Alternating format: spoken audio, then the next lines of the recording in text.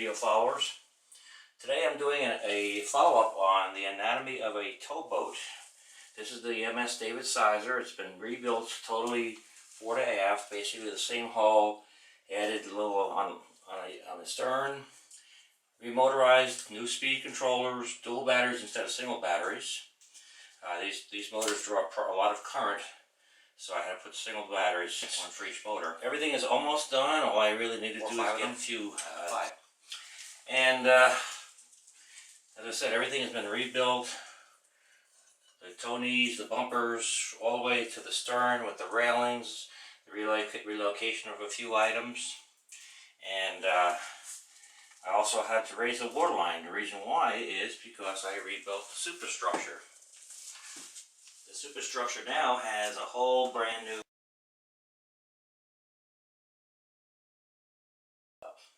It does weigh a little bit. I took the sound unit that was in there out of there because it wasn't working properly, and I had to take some weight away, so I was able to add that second battery in. The motors are a little smaller, but they're faster and a little bit more powerful. They do draw a lot of current, as I said earlier. Now what we're going to do here is look down and see how much I can add to the waterline, because I do want to add this sound unit that I put together. I purchased the sound unit itself, but I made the module for it to cover, and that's going to go inside. And it works just by having a little servo pushing that button.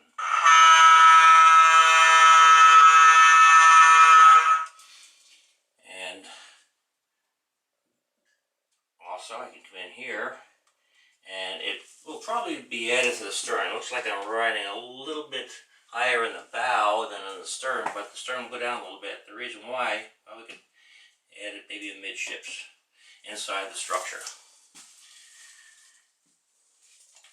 Then if I were to add the battery for it, and of course there'll be a servo, which is very little weight, an ounce or two or 3 ounces. And I'm pretty much down very close to the waterline all around. And I did do another check. The battery itself weighs, let's see, we'll come here on scale on, and the battery is 12 3/4 ounces. Not too bad. But I did take and put some weight and little bearings in here, which is much more than the battery, and they weigh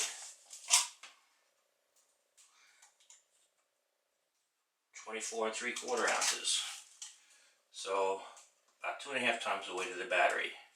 So if I put that right about in the middle of the structure and move the horn a little bit further aft, my waterline is pretty close.